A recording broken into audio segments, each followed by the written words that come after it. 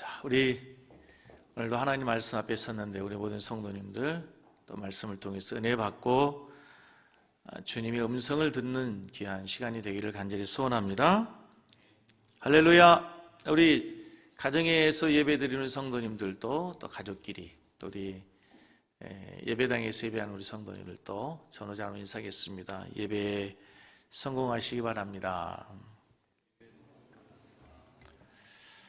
우리가 지금 사사기를 강의하고 있습니다.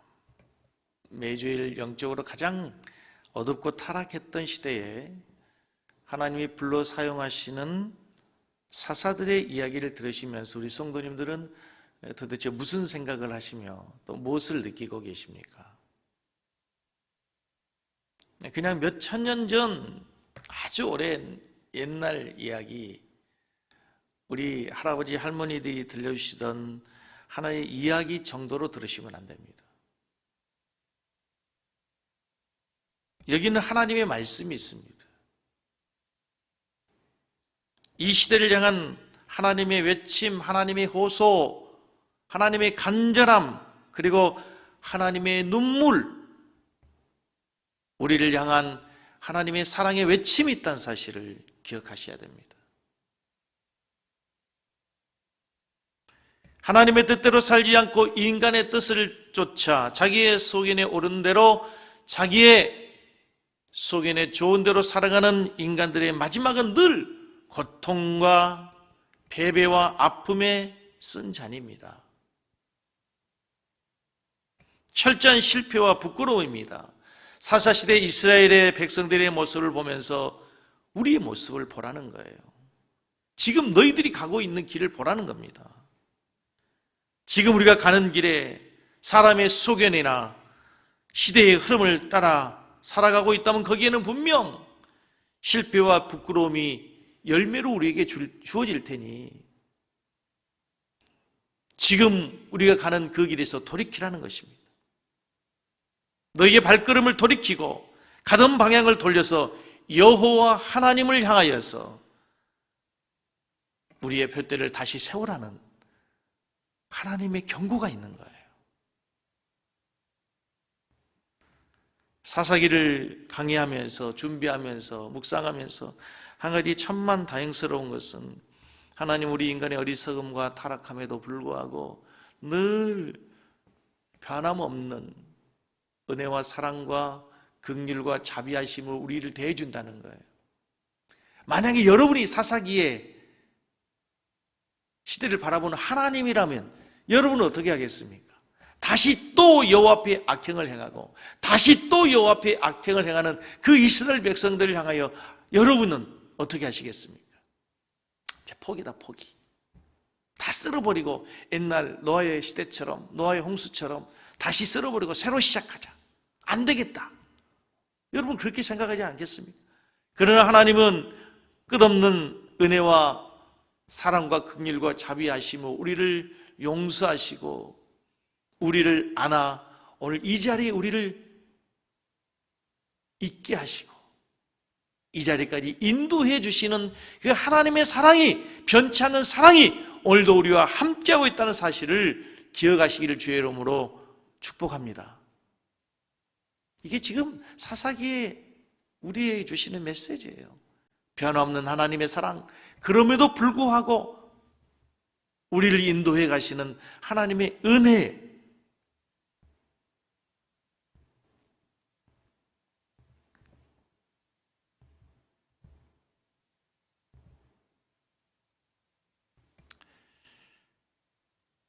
오늘 본문을 이해하기 위해서는, 본문 15장을 이해하기 위해서는 지난주에 살폈던 말씀 사사기 14장 이후의 말씀을 좀 이해할 필요가 있습니다.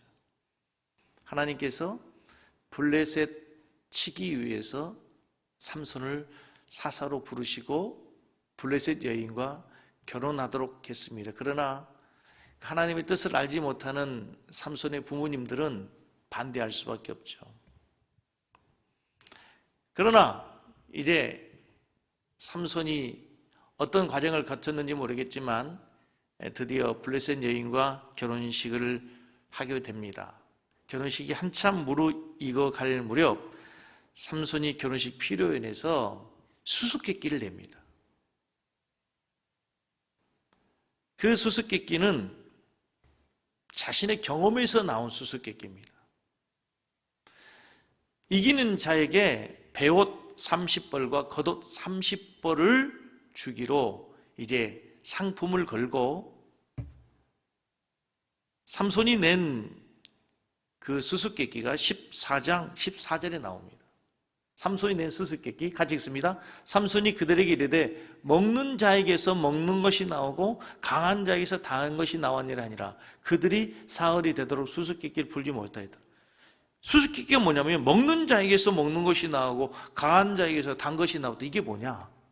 여러분 답을 유추해 보시고 여러분 생각한다면 이 질문에 대한 답을 하실 수 있겠습니까? 이 수수께끼의 문제 아무도 풀 수 없어요. 왜요? 이거는 삼손이 며칠 전 블레셋으로 오면서 자기가 경험했던 경험담에서 나온 거기 때문에 삼손밖에 알 수 없는 거예요. 아무리 해도 풀 수 없게 된 블레셋 사람들은 결국 삼손과 결혼한 여자를 협박합니다. 위협을 느낀 여자가 눈물로 남편인 삼손에게 호소하고 또 호소하고 애걸하고, 그래서 결국은 삼손이 그 비밀을 알려줘 버리죠. 그 결국은 수수께끼를 블레셋 사람들이 풀게 됨으로 인해서 이제 삼손은 약속한 겉옷 배옷 30벌, 겉옷 30벌을 주기 위해서 아스글론이라고 하는 지역으로 내려가서 30명을 블레셋 사람들을 죽이고 거기에서 이제 약속한 배옷과 겉옷을 가지고 와서 그 블레셋 사람들에게 주고 화가 나서 자기 집으로 돌아갔어요. 그리고 돌아간 난 다음에 14장 20절 마지막 절이 이렇게 되어 있어요. 14장 20절 삼손의 아내는 삼손의 친구였던 그의 친구들에게 준 바 되었더라. 이렇게 하고 14장이 끝나는 거예요. 오늘 15장은 이제 그 다음 어떻게 시작되냐면 결혼식을 이미 마치고 결혼식이 마쳐지고 집으로 돌아온 삼손이 이제 아내를 찾기 위해서 다시 블레셋으로 갑니다. 이미 결혼식을 했기 때문에 여전히 결혼식은 유효하기 때문에 삼손의 아내는 삼손의 부인인 거죠. 그런데 장인은 삼손과 이스라엘 사람들을 우습게 여기고 이미 결혼한 삼손의 아내를 다른 친구에게 주어버렸다는 거죠. 그래서 15장 1절을 보시면 얼마 후 밀 거둘 때에 삼손이 염소 새끼를 가지고 그의 아내로 찾아가서 이르되 내가 방에 들어가 내 아내를 보고자 하노라 하니 장인이 들어오지 못하게 하는 것. 그러니까 삼손은 나름대로 장인에게 귀한 선물을 갖고 간 거죠. 염소 새끼 한 마리. 그죠? 우리가 생각하기에는 뭐 염소 새끼가 쉽게 생각될지 모르겠지만 그대로 가면은 또 이 염소 새끼도 나름대로 귀한 가치 있는 짐승이잖아요. 그래서 선물을 장인에게 갖고 갔는데 다른 아내를 다른 친구와 재혼시켜 버렸다는 거. 그리고 나서 제안을 하는 게 15장 2절이에요. 이 스토리를 이해해야 오늘 본문의 말씀, 우리에게 주신 말씀을 이해할 수 있기 때문에 일단은 본문을 좀 이해해야 돼요. 2절에 보면은 가로도 내가 그를 심히 미워한 줄로 미워한 줄 알고 그를 내 친구에게 주언을 하고 그의 동생이 그보다 더, 여기서 그는 누구예요? 아내. 결혼했던 아내보다 더 아름답지 아니하냐? 청하노니 너는 그를 대신하여 동생을 아내로 맞이해라. 장인은 재혼시킨 아내 대신에 이제 언니보다 예쁜 동생을 삼손에게 주겠다는 거죠. 우리 시대의 지금 사고로 이해하면 도저히 받아들일 수가 없는 거죠. 이해가 되지 않는 거죠. 뭐 딸의 의사는 물어보지도 않고 다른 사람에게 결혼시키고 또 둘째 딸을 또 뭐 삼손에게 주겠다 하고, 지금 우리 시대에는 이해되지 않지만 지금으로부터 몇천 년 전 고대에는 뭐 이런 풍습이었던 것 같아요. 그는 이런 장인의 제안을 거절하고 이제 정상적인 결혼 생활을 깨뜨리는 블레셋에게 보복하기로 마음먹고 한 가지 작전을 세웁니다. 이 작전을 어떤 목사님이 사막의 여우 작전이라고 했더라고요. 부모님의 강력한 반대 속에서 정말 어렵사리 결혼을 했는데 한마디 말도 없이 사랑하는 아내를 다른 남자에게 준 장인과 블레셋 사람들에게 삼손은 화가 날 수밖에 없죠. 분노할 수밖에 없죠. 그래서 그들에게 복수하기 위해서 이제 15장 4절과 5절 말씀을 보면은 이렇게 삼손이 그들에게 복수를 합니다. 삼손이 가서, 같이 읽습니다. 삼손이 가서 여우 300마리를 붙들어서 그 꼬리와 꼬리를 메고 회를 가지고 그 두 꼬리 사이에 한 회를 달고, 계속 보면 회 불을 켜고 그것을 블레셋 사람의 곡식밭으로 몰아들여서 곡식당과 아직 배지 아니한 곡식과 감나원을 사는지라. 무슨 얘기인지 이해가 되시죠? 여우 300마리를 2마리씩 묶어가지고 그 뒤에다가 횃불을 달아가지고 놓으니까 이 여우들이 얼마나 놀라겠어요. 이 꼬리에 불이 붙으니까 여기저기 다니면서 가는 곳마다 이제 불바다가 된 겁니다. 집으로 가면 집이 불붙고, 곡식단이 있는 데 가면 곡식단이 불붙고, 뭐 사방팔방으로 뛰어다니니까 블레셋 사람들이 살고 있는 온 동네가 다 불 난리가 난 거죠. 꼬리에 불이 붙은 여우들이 놀라서 온 들판을 헤집고 다녔어요. 오랫동안 농사를 지어 이제 막 밀 거둘 때가 되어 농부들의 추수를 기다리고 있는 곡식과 감나무를 다 태워버리고 말았어요. 여기에서 우리가 한 가지 알 수 있는 중요한 하나님의 일하시는 방법, 하나님의 나라의 원리 있어요. 그게 뭐냐면 하나님은 하나님의 일을 행하시면서 우리가 생각하는 것 이상의, 우리가 상상할 수 없는 방법을 동원하실 때가 많다는 거예요. 여러분, 원래 여우라고 하는 동물은 무리를 지어 다니는 동물이 아닙니다. 여우는 개개인 각자의 이렇게 생활하는 동물이지, 뭐 20마리, 30마리, 300마리가 모여서 군집 생활하는 동물이 아닙니다. 근데 어떻게 300마리를 모았을까요? 하나님의 초자연적인 역사죠. 그 두 마리들을 이렇게 삼손이 혼자서 꼬리를 묶어서 횃불을 달 때까지 어떻게 그 일이 가능했겠어요? 하나님의 초자연적인 역사라고밖에 우리가 생각할 수 없다는 거죠. 하나님은 하나님의 일을 행하시면서 다양한 방법으로 다양한 사람들, 다양한 것들을, 세상의 모든 것들을 다 사용해서 하나님의 뜻을 이루어 가시는 분이세요. 사사기를 보면서 여러분, 하나님은 사사를 들어 사용하시면서 우리의 생각과 상상을 초월하게 여자, 당시에는 전혀 관심을 갖지 않던 여자 드보라를 사용하십니다. 왼손잡이 에웃은 뭐라고 해요? 오른손을 쓰지 못하는 장애인이었어요. 장애인 에웃을 사바 사용하기도 합니다. 출신이 비천한 이방 여인 기생의 아들을 들어 사용하기도 합니다. 하나님께서는 때때로 까마귀를 동원하여 엘리야를 먹이시고 하나님의 일들을 이루시기도 합니다. 그런데 오늘은 여우를 들어서 블레셋을 치는 거예요. 여우 작전을 펴서 블레셋을 공격하는 거예요. 무엇을 가르쳐주고 있습니까? 하나님께서는 어떠한 방법을 동원하시든지 어떠한 사람, 어떠한 무엇을 동원해서라도 하나님의 뜻을 이루신다는 거예요. 돌 들러도 아브라함의 자손을 만들 수 있는 분이 하나님이라고 하는 사실입니다. 그런데 우리는 우리 주변에 우리의 생각대로, 내가 계획한 대로 나를 도와줄 수 없는 사람들 때문에 낙심하고, 내가 기대했던 사람들과의 그 문제가 해결되지 않으면 우리는 낙심하고 좌절할 때가 얼마나 많습니까? 흔히들 얘기하기를 사랑하는 남편도 몰라주고 아이들은 너무 어려서 도움이 되지 않고, 그렇다고 부모님이 도움을 주는 것도 알고 자기를 도울 수 있는 사람은 하나도 없다고 불평하고 원망하고 낙심하고 좌절할 때가 얼마나 많습니까? 나에게는 변변한 직장도 없고 물질도 없고 도와줄 수 있는 백도 없고 인맥도 없고. 여러분, 우리가 하나님을 믿는다는 게 뭡니까? 우리가 매주일 신앙 고백으로 사도신경을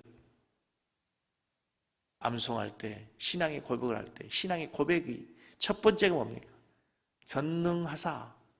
그 다음 뭡니까? 천지를 만드신 하나님 아버지를 내가 믿습니다.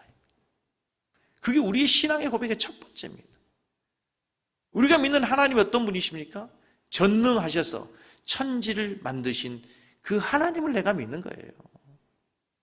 무에서 유를 창조하신, 아무것도 없는 것에서 온 세상의 만물을 만드신 그 하나님을 내가 믿는 것, 그게 믿음이라고 하는 거예요, 여러분. 여러분, 성경에서는 하나님을 죽은 자의 하나님이 아니라 산 자의 하나님이라 얘기합니다.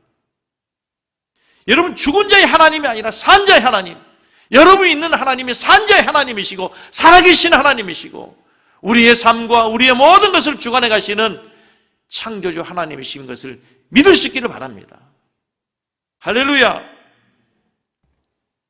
블레셋 사람들이 삼손의 사막의 여우 작전을 통해서 이제 엄청난 피해를 보았습니다. 가만히 있을 블레셋 사람들이 아니죠. 도대체 이 화재가 어디에서 무슨 연고로 일어난 거냐? 수백 마리 여우들이 다니면서 여기저기 불난리가 난 그것을 바라보면서 이제 도대체 어떻게 된 것인지 수소문했습니다. 15장 6절 말씀이 이렇게 나옵니다. 블레셋 사람이 가로되 누가 이 일을 행하였느냐? 하니 사람들이 대답하되 딥나 사람의 사이 삼손이니 장인이 삼손의 아내를 빼앗아 그의 친구에게 준 까닭이라 하였더라. 블레셋 사람들이 올라가서 그 여인과 그의 아버지를 불살라 죽여버렸어. 이것을 보고 이제 삼손이 가만히 있을 수 없죠. 두 번째, 삼손이 블레셋 사람들에게 보복을 결심하고 그 결심대로 몇 명인지 모르겠지만 블레셋 사람들을 닥치는 대로 죽였습니다. 그리고 삼손이 에담 바위 틈에 숨어 있습니다. 에담 바위 틈에 숨어 있을 때 블레셋 사람들이 이제 하는 작전이 뭐냐면, 삼손을 잡기 위해서 자기들이 힘으로 잡을 수 없으니까 삼손을 잡아넘기려 유다 사람들을 협박하기 시작합니다. 15장 10절의 말씀을 보면 유다 사람들이 가로되 너희가 어찌하여 올라와서 우리를 치느냐? 그들이 대답하되 우리가 올라오기는 삼손을 결박하여 그가 우리에게 행한 대로 그에게 행하려 함이니. 이제 삼손을 잡기 위해서 종족 유다 사람들에게 가서 너희들이 삼손을 우리에게 넘기지 않으면 우리가 너희들을 공격할 것이다, 위협을 가한 거죠. 블레셋 사람들은 전에 삼손의 아내를 이용했던 것처럼 이번에는 유다 사람들을 이용하여 삼손을 잡으려고 했습니다.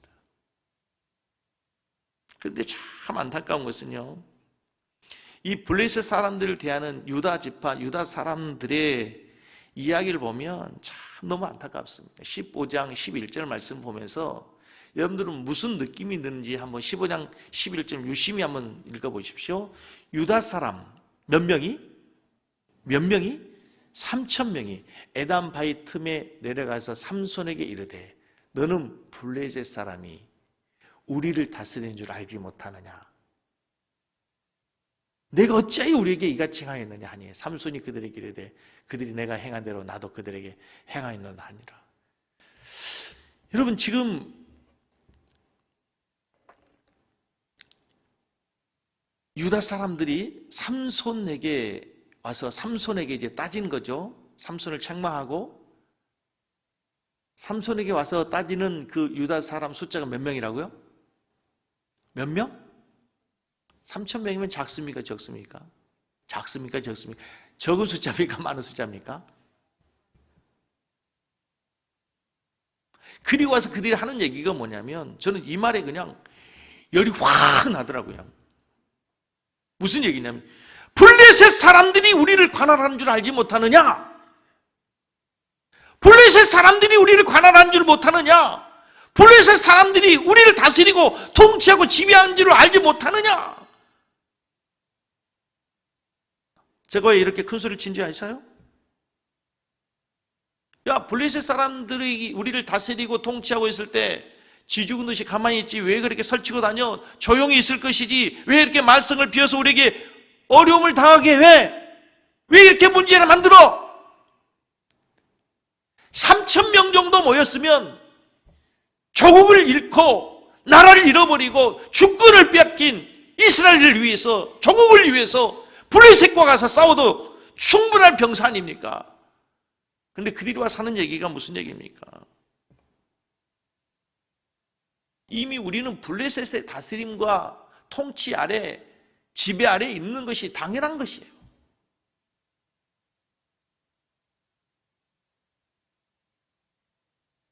지금 사사시대 이스라엘 백성들의 사고, 그들의 영적 상태를 그대로 표현해 주는 말이에요. 이스라엘 백성들은 하나님이 다스리고 하나님만 섬기는 백성으로 거룩하게 구별받은 자들이에요. 그 가나안 땅을 지배하고 통치하라고 하나님이 그 땅에 보내신 하나님의 백성들이에요. 블레셋에게 다스림을 받는 것은 수치입니다. 가장 부끄러운 일입니다. 그런데 너무나 자연스럽게 블레셋이 우리를 관할한 줄 알지 못하느냐? 블레셋을 왜 건드려서 왜 우리를 힘들게 하느냐? 왜 문제를 만드냐?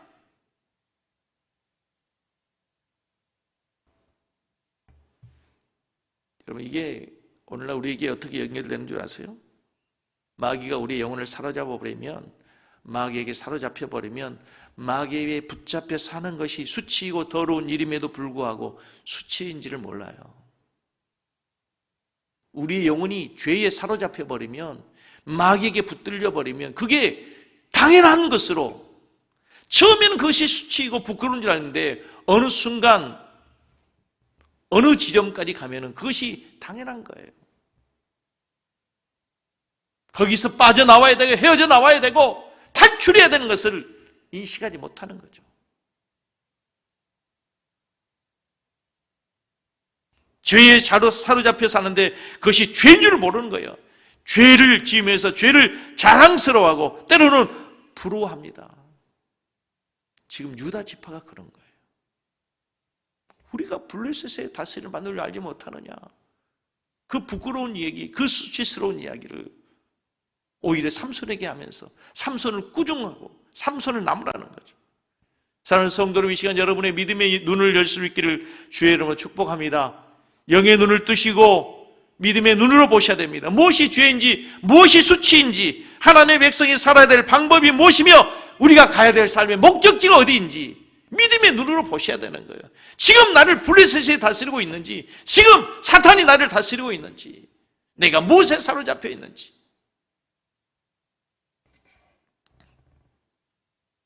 한 가지 더 중요한 것은 사단이 하나님의 공동체를 공격할 때 가장 많이 사용하는 방법이 또 여기서 발견됩니다. 사사기에서 계속해서 사단이 이스라엘 공동체를 공격하는 방법이 동일해요. 보셨죠, 여러분? 미디안과 전쟁하고 돌아온 기드온에게 에브라임 지파가 와가지고 시비를 걸었어요. 왜 우리 놔두고 너희들만 가서 전쟁했느냐고. 입다가 자기 딸을 서원할 만큼, 하나님께 드리겠다고 서원하고 전쟁에 나갈 만큼 간절함으로, 절실함으로 암몬 족속과 전쟁하고 올 때 또 에브라임 지파가 입다를 공격해서 내부의 분란이 또 일어났어요.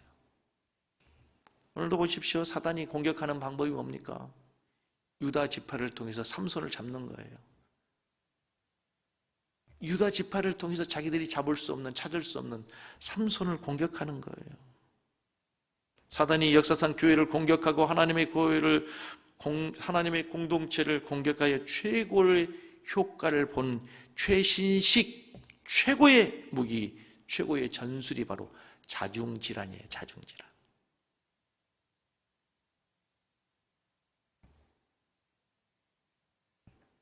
자중질환.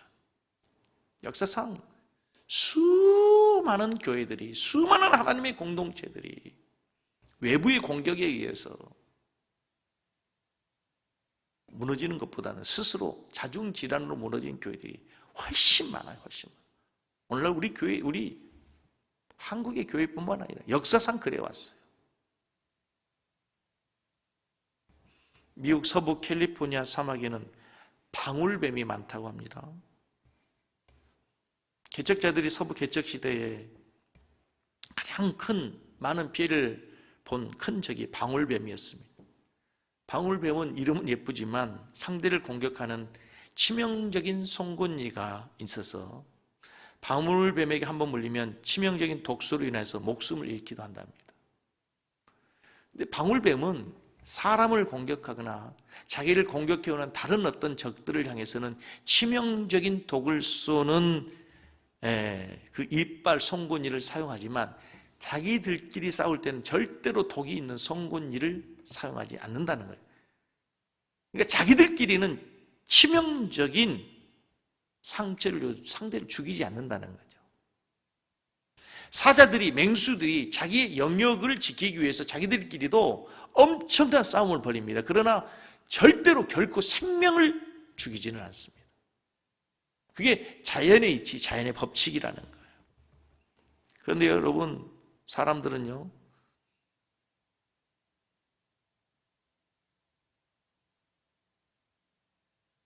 다릅니다. 너 죽고 나 살자입니다. 자살 폭탄 테러, 인공청소, 무차별 학살, 뭐 이런 것들, 전쟁도 이런 게 인간 세계에서는 얼마든지 있잖아요. 더더구나 가까웠던 사람끼리, 가까웠던 친척끼리, 형제끼리, 가까웠던 나라끼리, 민족끼리 서로 싸우는 일들이 인간들 세계에서는 다반사이고 인간들 세계에서는 수없이 일어나는 너무 쉽게 볼 수 있는 일들이에요. 왜 그럽니까? 저는 그 배후에 마귀가 있다고 생각해요. 사단의 계략이 있다고 생각해요. 사단이 한번 침범하면요, 그 문제뿐만 아니라 사람의 감정을 상하게 해요. 감정이 상하게 되면 타협이 없어요. 감정이 상하게 되면 마지막까지 가는 거예요. 그래서 사단은 늘 오히려 가까이 있는 친한 사람을 통해, 오랫동안 교제했던 사람을 통해, 없어서는 못 살 것 같은 관계에 있는 사람을 통해서 공격하고 치명상을 입히고, 그래서 공동체를 무너뜨리고 깨뜨리는 거예요. 교회도 마찬가지예요. 교회도요, 절대로 새신자들 때문에 시험 들지 않아요. 같은 셀에서 아주 친하게 됐던 권사님들끼리. 그렇죠? 지금 유다 지파는 3,000명이나 되는 그 군사를 가지고 있으면 누구를 싸워야 됩니까? 블레셋을 향해서 삼손과 함께 우리가 지금이 기회다. 블레셋과 싸우자. 블레셋을 무찌르자. 삼손에게 도움을 요청해야 될 거 아닙니까? 삼손과 연합해야 될 거 아닙니까? 그런데 오히려 삼손을 잡습니다. 삼손을 공격합니다.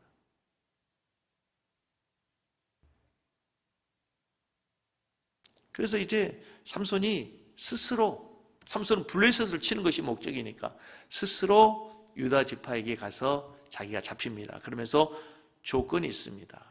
자기 생명은 해하지 말라. 15장 14절, 삼손이 레이의 이름의 블레셋 사람이 그에게 마주 나가며 소리 지르는 동시에 여호와의 신의 권능이 삼손에게 임하매 그 팔의 줄이 불탄 삼과 같아서 결박됐던 손에서 떨어진지라. 무슨 얘기냐면요, 삼손이 이제 자기 동족 유대 민족에게 좋습니다. 내가 블레셋에게 넘겨지겠습니다. 나를 결박하십시오. 그러나 나의 생명을 죽이지는 마십시오. 블레셋에 간 순간 하나님의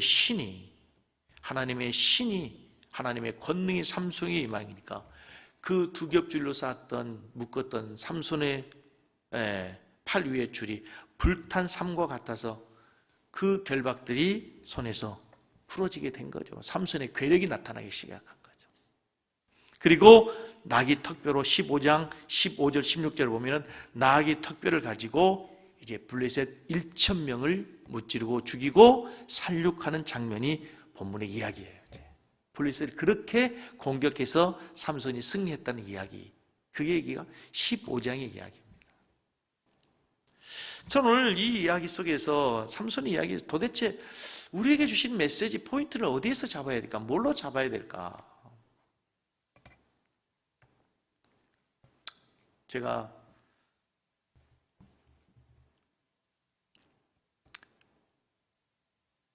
며칠 전 목양실에서 이 유튜브에 이렇게 영상을 검색하고 보다가 1973년 여의도 순복음교회가 입당할 때 당시에 그 설교, 조은기 목사님이 했던 설교를 듣게 되었어요. 1973년.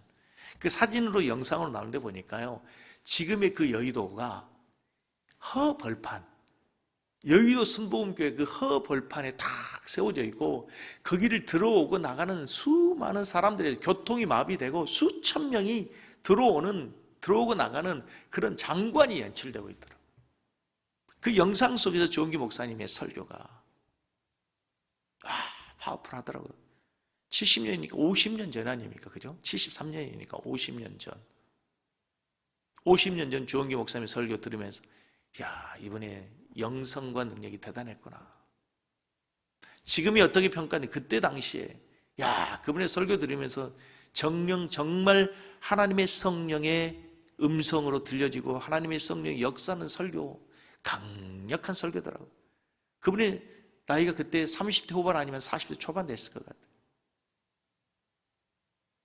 근데 거기에서의 설교 핵심이 뭐냐? 계속해서 하나님의 성령이 이 일을 이루시고 마게도냐로 와서 우리를 도우라는 그 음성, 그 본문을 가지고 성령이 지금 우리를 부르시는 이 음성을 우리가 들어야 된다. 우리의 민족 앞에 세계에서 우리를 부르는 이 하나님의 음성을 우리가 듣고 이 예배당에서 이제 민족 복음화와 세계 복음화를 이루어가야 된다. 그 다음에 핵심이 뭐냐? 우리의 힘으로는 불가능하니 우리가 하나님의 성령을 인정하고 하나님의 성령을 환영하고 모셔드리고, 늘 하는 설교죠. 하나님의 성령을 인정하고 환영하고 모셔드리고 우리가 성령의 충만함을 받아야 하나님의 위대한 역사를 이룰 수 있다. 순복음의 복음의 핵심, 설교의 핵심, 그 설교를 거기서 하시더라고요. 이 본문을 묵상하는데 그 설교가 삼손이 여러분 나귀 턱뼈를 가지고 1,000명을 죽였답니다. 여러분 그 나귀 턱뼈에 능력이 있는 것입니까? 켄터키 프라이드 치킨 먹고 나온 치킨의 뼈 조각에도 상관없고, 곰탕으로 우려낸 소뼈도 상관없고 무슨 뼈도 그 뼈에 문제가 있는 것이 아니라 그 가운데 역사하시고 임재하시고 사로잡은 성령의 능력이 그 일을 가능케 한 거죠, 여러분. 저는 이 시대에 우리 성도들에게 가장 필요한 게 뭘까요? 이 코로나 시대에, 이 어려운 시대에, 이제 성전을 건축하고 우리 섬기는 교회에 가장 필요한 게 무엇입니까, 여러분? 돈입니까? 저는 그게 아니라고 생각합니다. 물론 정말 어렵죠. 소상공인들의 어려움도 있고 정말 자영업자들의 그 어려움, 정말 뉴스에 보면 정말 그분들의 그 한숨과 눈물, 그 명동과 그 동대문 상권이 다 죽어가고 텅텅 비어있는 그 건물들을 보며 상가들을 보면서 얼마나 안타깝겠습니까? 뉴스에 보니까 건물 상가를 몇 개 갖고 있는 분이 다 폐허하고 하나만이라도 붙들려고 눈물로 인터뷰하는 그 모습을 보면서 저도 가슴이 찢어지더라고요.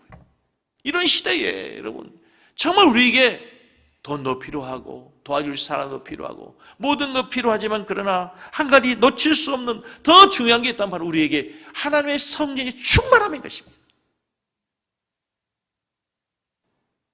하나님의 성령의 능력으로, 하나님의 성령으로 우리가 무장되고 하나님의 능력으로 함께할 때 비로소 우리가 이 어려운 가운데서도 위기를 극복하고 고난 너머에 계시는 하나님의 능력을 바라보면서 능히 승리하게 될 줄로 믿습니다. 여러분 사사시대에 계속해서 모든 사사들에게 임했던 하나님의 성령, 그 성령이 오늘 이 시대에 우리에게도 필요한 것입니다.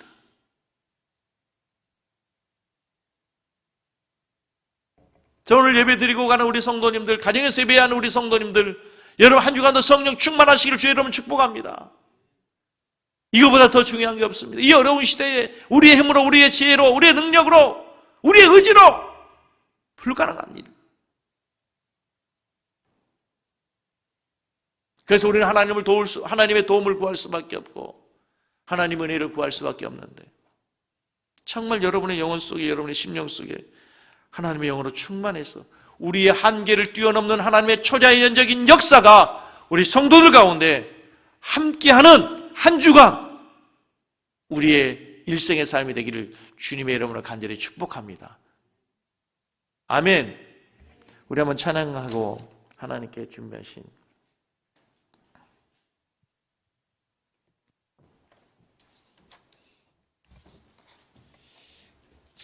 찬양을 좀 바꿀게. 아까 하려고 했던 하나님의 꿈이